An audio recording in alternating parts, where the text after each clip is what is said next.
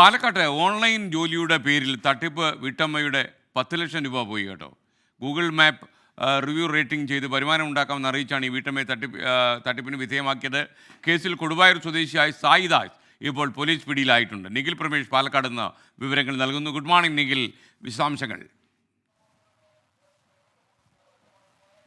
നമസ്കാരം, good morning.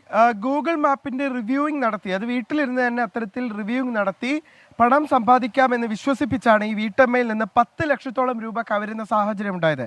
കേൾക്കുമ്പോൾ നമുക്ക് വളരെ വിചിത്രമായിട്ട് തോന്നും. കാരണം ഒരു വീട്ടിലിരുന്ന് ചെയ്യാവുന്ന ഒരു ജോലി വാങ്ങിത്തരാമെന്ന് പറഞ്ഞുകൊണ്ട് ഒരാൾക്ക് ഇത്രയധികം രൂപ കബളിപ്പിക്കാൻ പറ്റുമോ എന്നുള്ളത് വളരെ അത്ഭുതകരമായിട്ട് തോന്നും.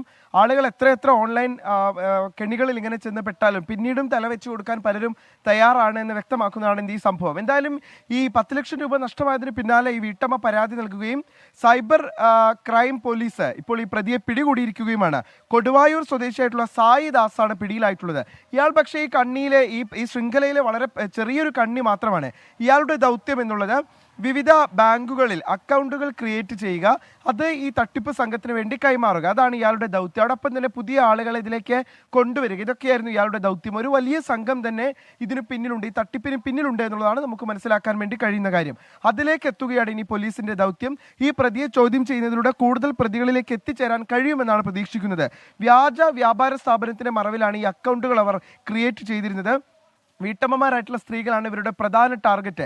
അവർക്ക് വീട്ടിലിരുന്ന് തന്നെ തുക സമ്പാദിക്കാം, പണം സമ്പാദിക്കാം എന്നുള്ള വാഗ്ദാനങ്ങൾ നൽകിക്കൊണ്ട് ആദ്യം കുറച്ചു തുകയൊക്കെ നൽകുകയും ചെയ്യും. അതിന് പിന്നാലെയാണ് അവർ ഈ തട്ടിപ്പിലേക്ക് പ്രവേശിക്കുന്നത്. കൂടുതൽ പണം ഇറക്കിയാൽ കൂടുതൽ തുക തിരിച്ചു പിടിക്കാൻ കഴിയുമെന്നുള്ള പ്രതീക്ഷ അവർക്ക് നൽകിയാണ് അവരെ ഈ തട്ടിപ്പിന് വിധേയരാക്കുന്നത്. പലരും മാനഹാനി കൊണ്ട് അത് പുറത്തു പറയാനൊക്കെ മടിക്കുന്ന സാഹചര്യമുണ്ട്.